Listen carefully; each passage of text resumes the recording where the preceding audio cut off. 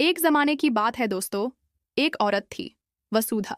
उसका पति हारी 5 साल से लापता था और वसुधा अपने छोटे बच्चे के साथ जिंदगी की कठिन राहों पर चल रही थी। वसुधा एक फूल सजाने वाली थी, होटल में काम करती थी, अपने दिल की प्यास छुपाए हुए। यह कहानी है उस अधूरी प्रेम की जो पूरे होने से पहले ही बिछड़ गया। एक दिन उस होटल में आता है एक अमीर और अकेला होटल मैग्नेट, आरव रूपरेल।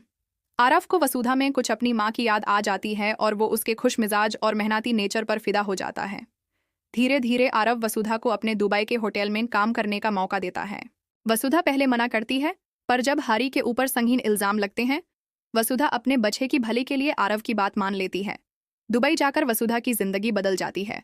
आरव उससे अपनी माँ से मिलाता है, दोनों के बीच मोहब्बत खिलने लगती है। वसुधा पहले अपने पति हरी की वफादारी से बंधी रहती है, पर फिर आरव की सच्ची मोहब्बत से पिघल जाती है। आरव उसके लिए तलाक के कागज लाता है ताकि वसुधा अपनी जिंदगी की नई शुरुआत कर सके। लेकिन कहानी यहीं थमती नहीं। हरी अचानक वापस आ जाता है। वसुधा की जिंदगी फिर उलझ जाती है। हरी पर इल्जाम है कि उसने 5 अमेरिकन पत्रकार मार दिए हैं और वसुधा चाहती है कि आरव उसके पति की मदद करे। लेकिन हरी अपनी गुनाह कबूल कर लेता है। वसुधा समझ नहीं पाती कि सच क्या है और आरव हारी की सच्चाई जानने बस्तर चला जाता है।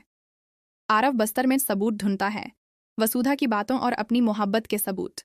लेकिन किस्मत को कुछ और मंजूर था। आरव एक धमाके में मर जाता है, वसुधा अकेली रह जाती है। आखिर में वसुधा अपने पतियों से आज़ाद हो जाती है, अपने दिल की पुकार सुनती है और अपनी अस्थियां उस जगह बिखराती है जहां आरव मर गया था, ताकि मौत के बाद भी दोनों का प्रेम कभी अधूरा ना रहे। ये फिल्म की कहानी थी दोस्तों, एक अधूरी कहानी जिसे पूरी होने की आस थी। इस अफसाने को डायरेक्शन दिया मोहित सूरी ने और प्रोड्यूसर थे महेश भट्ट, विक्रम भट्ट और उनकी टीम।